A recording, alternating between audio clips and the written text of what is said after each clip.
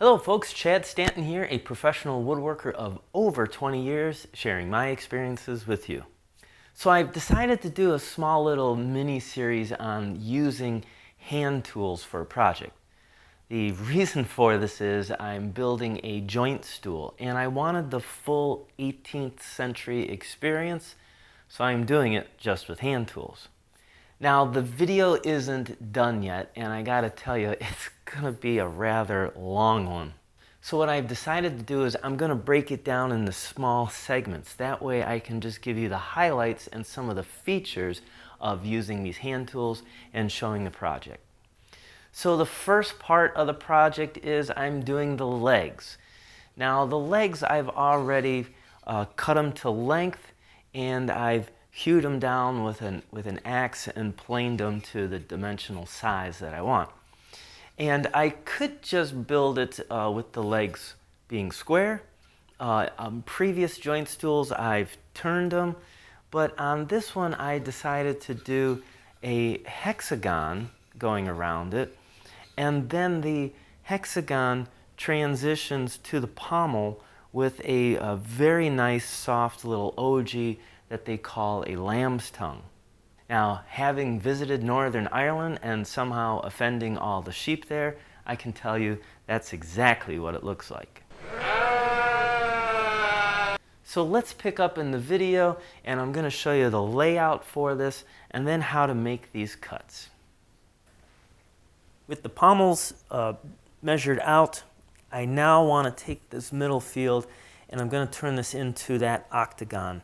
So I'm going to use a ruler, and we're just actually using the first 6 inches of it. So let me zoom in pretty tight so you can see what I'm doing here.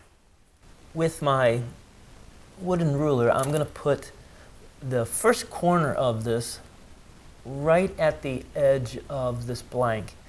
And then I'm going to move it to where the 6-inch just comes to touch at the other edge of the blank.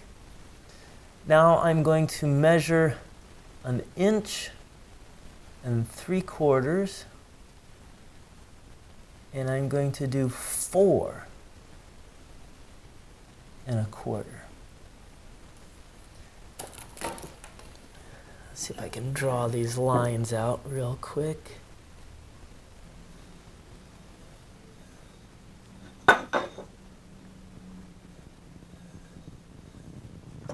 Okay, now hopefully you can see the pencil lines, but the middle, because it's in 3 spaces now, the middle one seems wider than the edge ones. There's a reason for that, and I'll show you in a couple other steps. But for now, I want to transfer that same measurement on all 4 sides, and instead of using the ruler over and over, I can literally just take a small pair of dividers and set this to it, and mark it on each side, or just go ahead and take your marking gauge and set it, and you can do all the 4 sides.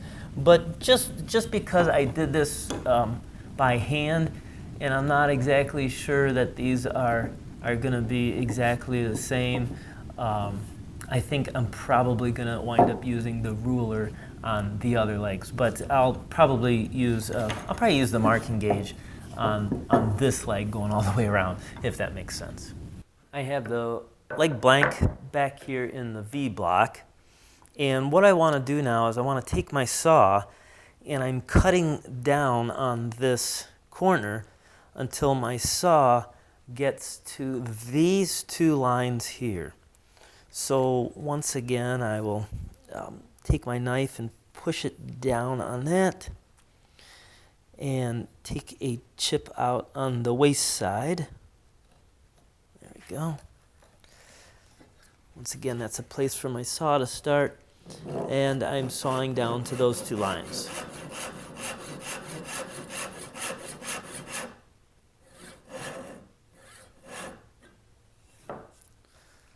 Okay, now I'm just going to rotate that and do the same thing for all 4 corners at both ends and for all 4 legs.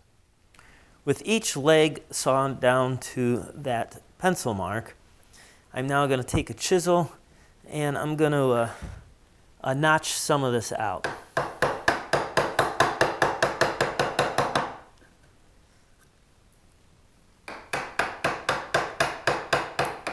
I want to make sure that my chisel doesn't go past the pencil marks.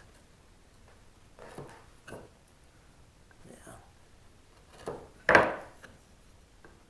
Okay. I'll rotate that and do it for the next ones.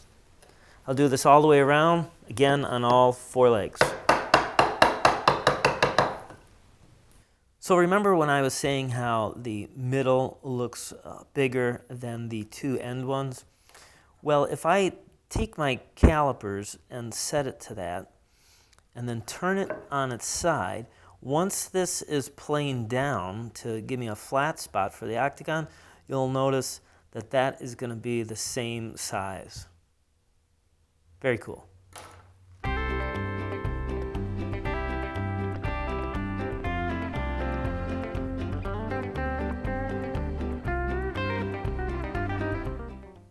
At this point, I'm going to take the leg and I'm going to put it in the shaving horse, and with the draw knife, I'm going to try and shave down to those pencil lines.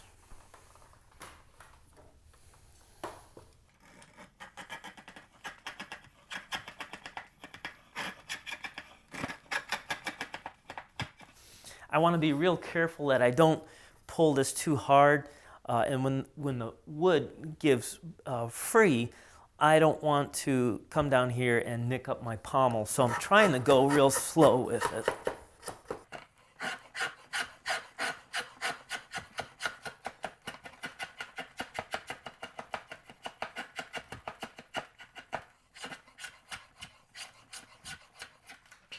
And you can start to see how that's looking already.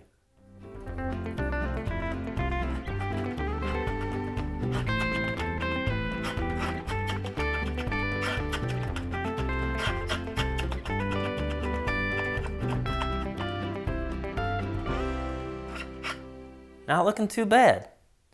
So a couple little tricks to help you get a smooth and nice, straight, flat spot on there is, besides using the draw knife, I've then switched to a spoke shave, which gives me a little bit finer shaving.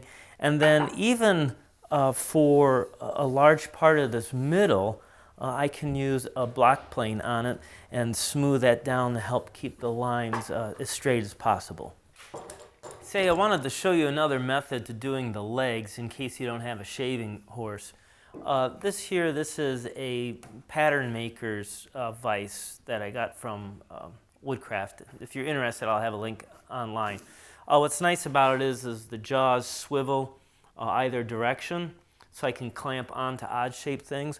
But they also have these soft pads on it, so I can put my leg in here, tighten it up, and use it the same way as my shaving horse.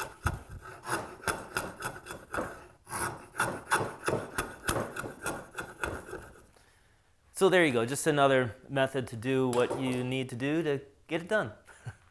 Now that I got the octagon shape done part on the leg, I decided instead of leaving this square here, I'm going to soften that with what they call a lamb's tongue. And this is what the lamb's tongue looks like.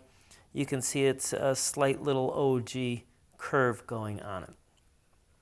So I did a couple of layout lines with it, and hopefully it shows up on the photo there, my pencil lines. So I've measured 1 inch up from the bottom of the pommel. I've measured 3/16 down, going across this way. And then I have a couple other lines on it. I have 1/4 inch up, and then I have another 5/8 inch up.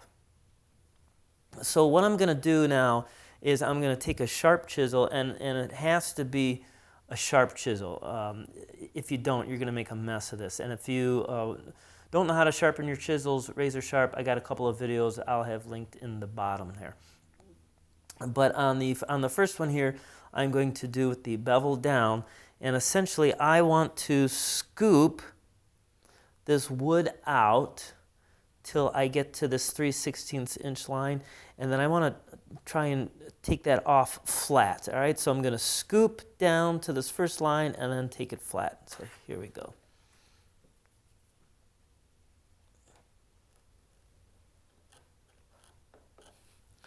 And I'm working against the grain, so this is kind of defeating the purpose of the direction I should be going.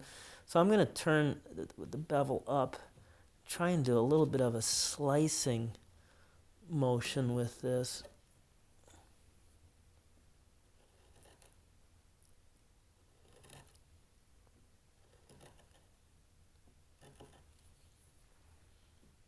Let's see if I can work this up it a little.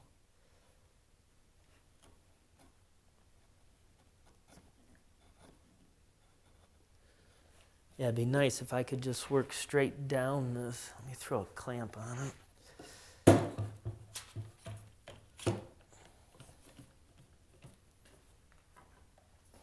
It'd be nice if I could work down this way. That would be ideal, but I'm going against the grain that way, so I'm trying to flatten it out.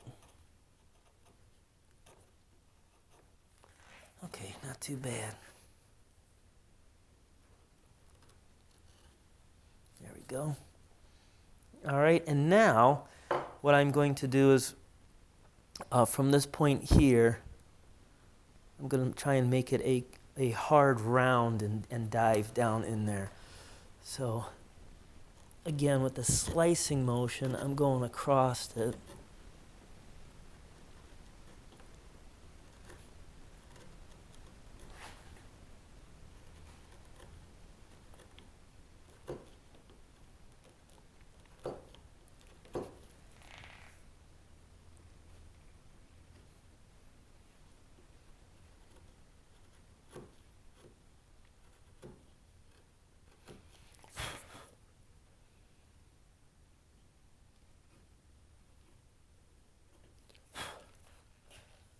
There we are, our lamb's tongue. I'll do that on the others.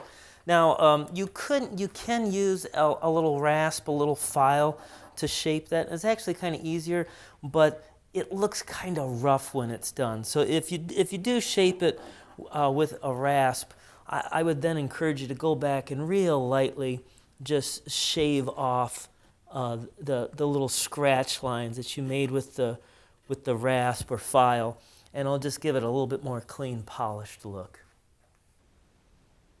If you find you're enjoying this video and this series, I would ask you to kindly please like, subscribe, leave a comment, hit that notification bell, all that jazz, because it really does help out with my YouTube channel. And there you go, that is how I did my hexagon leg with a lamb's tongue. Now, continuing in the video, I imagine that coming up next will be how to do the mortise and tenons on them, how to get them straight, accurate, and a good fit. So stay tuned for that. Also, too, down below in the description, you can sign up for our free monthly newsletter where we have at least 6 different articles and or videos in it from a variety of different contributors. And if you'd like to show off what you're doing in your shop, well, go ahead and join our Facebook group page called What Are You Doing? As always, I thank you so much for watching, and don't forget, keep on dancing.